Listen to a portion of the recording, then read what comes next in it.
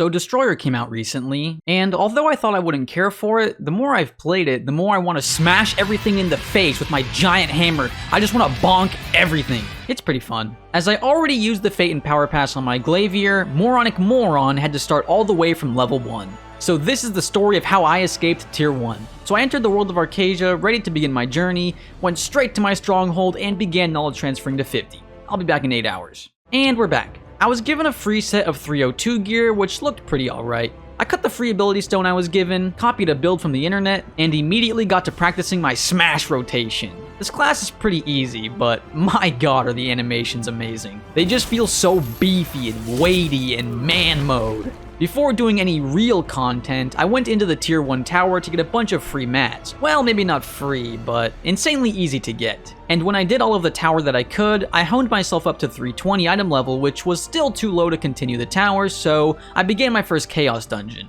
As has become standard with new characters, I had created it early to save up a full bar of rest bonus, which gave my Chaos Dungeon run double materials, but most importantly, double Harmony shards. Most of low tier honing is gated by shards, as they are the hardest to acquire in non-character bound form, so running Chaos Dungeon smartly was important to maximize rest bonus. Destroyer's Chaos Dungeon build is one of the most fun Chaos Dungeon builds I've played so far. It has a ton of AoE with almost every ability clearing tons of monsters in one attack. Every skill feels powerful, and the builder-spender gameplay is pretty fun when your spenders, the purple skills, hit so hard. I'm usually not a fan of the builder-spender design, but Destroyer pulls it off really well. With the shards gained from the Chaos Dungeon run, I honed my gear up to 340 and went back into the tower for more shards. This back and forth between tower, honing, and back to tower was the bread and butter of my early gameplay. The next roadblock for the tower was item level 380, and I was once again out of shards, which meant the second Chaos Dungeon run of the day. I smashed everything to pieces,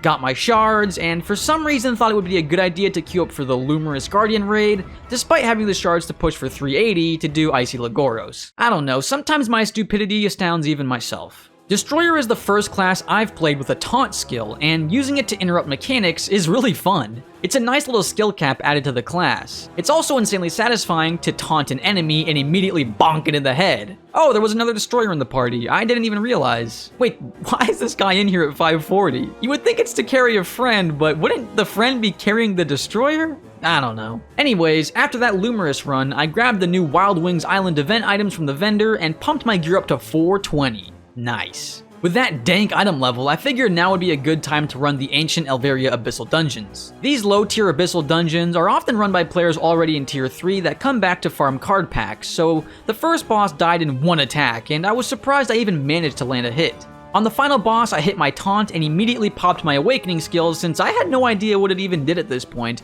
and somehow landed it, killing the boss instantly. You know, in some ways it's nice that tier 3 players can speed you through this content, but I also kind of miss the ability to run it at level. I guess I could find a party of low item level players to do it with, but when the option to insta-zerg through it exists, it's hard not to choose that option. Into the second wing of Ancient Elveria, we were once again paired up with a tier 3 player zooming through here, and I actually got to have a little bit of fun on the first boss, landing some skills before its inevitable demise. However, the last boss actually has a real mechanic that can prolong the fight, that being the breaking of the orbs when the boss reaches 1 HP. For some reason, nobody seems to know how to do this mechanic, and so we failed multiple times until I just had to call out in chat the color to break, and we instantly won after that. I crafted my full epic set and transferred over my current equipment, and then it was back into the tower. I ended up getting the headbutt achievement, which felt super fitting for this face smasher of a class, and cleared something like 20 floors in one go, giving me a huge loot pinata after getting blocked off by item level.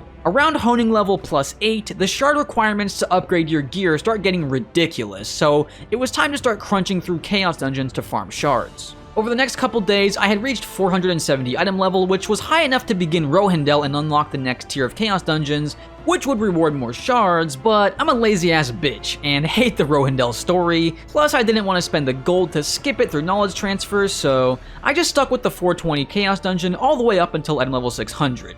What I did progress through, however, were the level 2 Guardian raids, starting with Chromanium. Chromanium is a fight that I had a lot of trouble with when I was new to the game, before I knew all his attack telegraphs. Getting owned by his stomp and knocked down by his belly flop were common occurrences, but luckily with Destroyer, I can just ignore everything. Seriously, the shield you get upon using a purple skill is one of the most broken mechanics I've seen in this game. There are so many moments when fighting bosses where on any other class I'd be dashing away, running for my life, but on Destroyer, I am the Destroyer. Oh, the boss got staggered. Time to go bonk mode. Seriously, this is the most fun you can have in Lost Ark right now. You need to play this class now. Until the boss dashes away from your perfect swing and then it becomes a perfect miss. After learning Chromanium's telegraphs, he becomes probably the easiest Guardian raid in the game. And luckily, the future Chromanium variants barely change, so you can continue slamming away at the Rock Turtle. Up next on our Tower of Terror is Nacrasena, universally hated by everyone, except me. Really, I don't get the hate for this guy.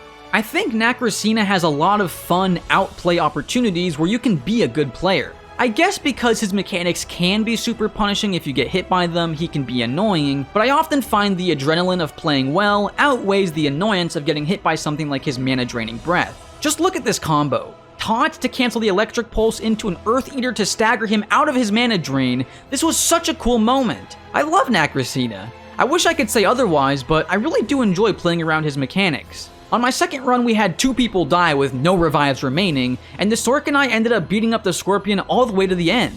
That was fun.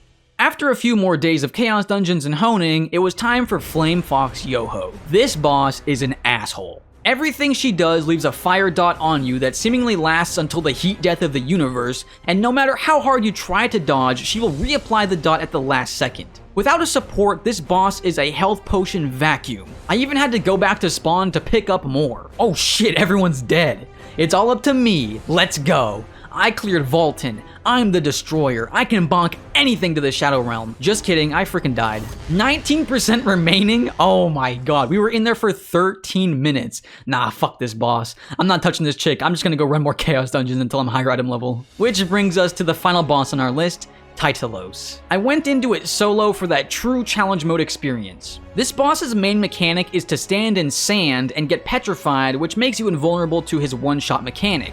But I figured out pretty early that since Destroyer is broken and has a 90% damage reduction after their taunt, you can just taunt the boss as he is doing his one-shot mechanic, use a purple skill for the shield, and literally take 0 damage. Tytalos' main mechanic is nullified, and I was just standing in his sand pools like it didn't matter at all. I love Destroyer. I did end up dying twice to his flame orbs though, that for some reason do an incredible amount of damage and are pretty hard to dodge as a beefy Destroyer. But aside from that, this guy was a cakewalk. It took a while since when you're doing Guardian raids solo, you don't get that free DPS uptime while they're attacking someone else like you would when you're running with a group, but it was mostly just run in circles, pump when I could, taunt during his one shot, and bring home the bacon. Speaking of bringing home the bacon, I squeezed out the last bit of juice on the Hones and hit item level 600, successfully escaping tier 1. Overall, I went into playing Destroyer expecting to just make a video on it and never touch it again, but ended up really enjoying my time. I'll probably end up playing it more seriously and pushing it to tier 3. But with reaching tier 2, this chapter is over. Thanks so much for watching, and I'll catch you guys in the next one.